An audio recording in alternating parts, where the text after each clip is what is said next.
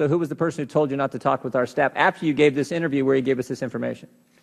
I was advised by the Assistant Secretary Boswell, his office, his staff, that all requests for information and documents would need to be vetted or routed through that office. Did those same individuals help you prepare today's testimony?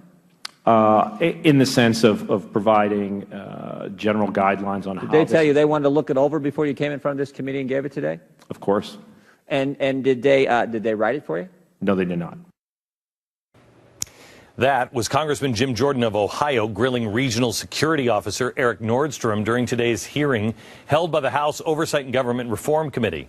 It's been almost a month since Ambassador Chris Stevens and 3 other Americans were killed on an attack in our consulate in Libya, and we haven't done anything.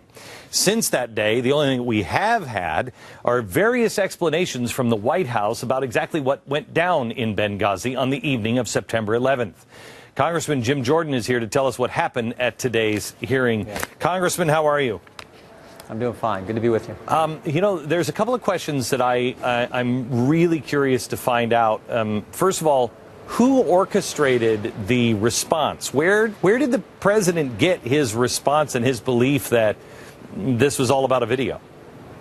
You know, great question, Glenn. But what we did find out about in this hearing is it had nothing to do with the video. This was a terrorist attack. That came through loud and clear. The 2 gentlemen who were on the ground in Libya unequivocally said this was a terrorist attack. Even Ambassador Kennedy has said it looked and felt like a terrorist attack shortly after the incident took place.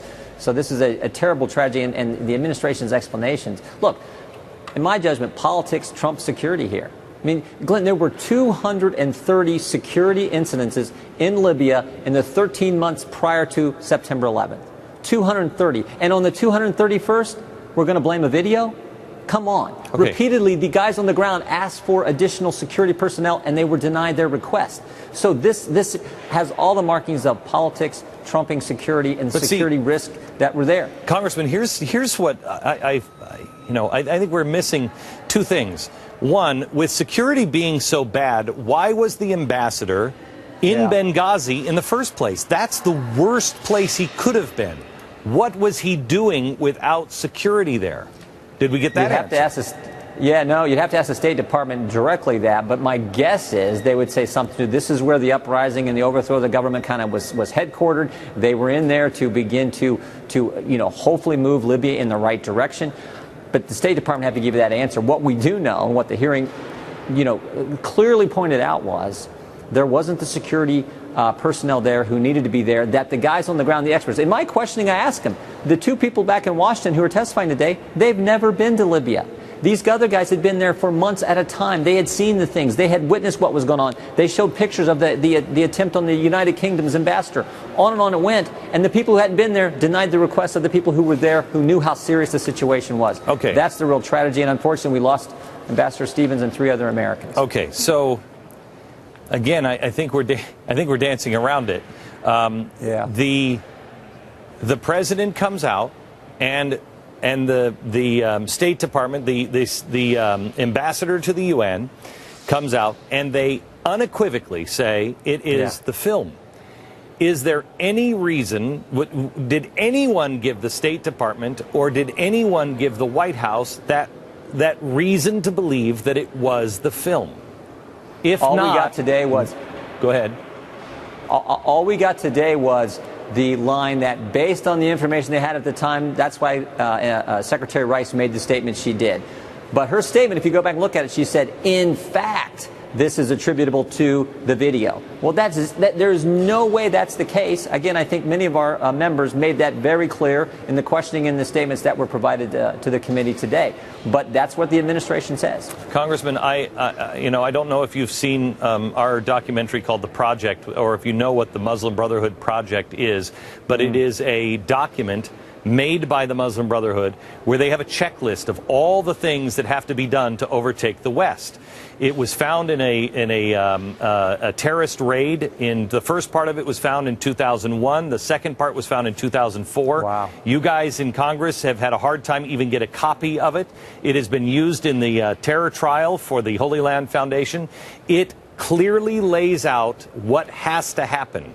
The president has brought Muslim Brotherhood people in around him, and he has supported the Muslim Brotherhood. One thing that is left on their checklist is to get people to make it illegal to say anything bad about Islam. It's curious to me that nobody is saying that this was the video. There's no evidence that this was the video. Right. That's not even it didn't even come up at all. It is clearly a terrorist attack. Why did the president check the box and then go to the UN and try to get, again, people of the world to say, yes, we shouldn't speak out badly about Islam? Where did this come from? Glenn, your guess is as good as mine, because as I've said a couple times here and as was clear in the committee, the evidence points totally to this being a not a spontaneous cause action by a video, but totally to a planned terrorist attack. And there were two. Now, this is what's amazing to me. There were 230 of these instances, security incidences before this. At what point don't you say, "Come on, this is serious. Put more people there and protect our assets"? So where does this go from here? Well, there are going to be more hearings. There has to be. And frankly, I think it's important that Secretary Rice come in front of Congress. I don't know if it'll be the Oversight Committee. I'm not sure which committee it'll be, but she needs to come and testify to Congress why she went to the American people. Now, the American people, look, they understand investigations take time. What they don't appreciate is when someone comes out and says something that is clearly not accurate. So she needs to come in front of Congress and explain why she went on television the Sunday after this terrible tragedy and said the things she did, and continued to point to a video as the catalyst for this terrible tragedy in Libya. Congressman, keep up the good work and stay on this story. I'm telling you, the ambassador should not have been there. There's something wrong that he was in Benghazi. That's your first clue.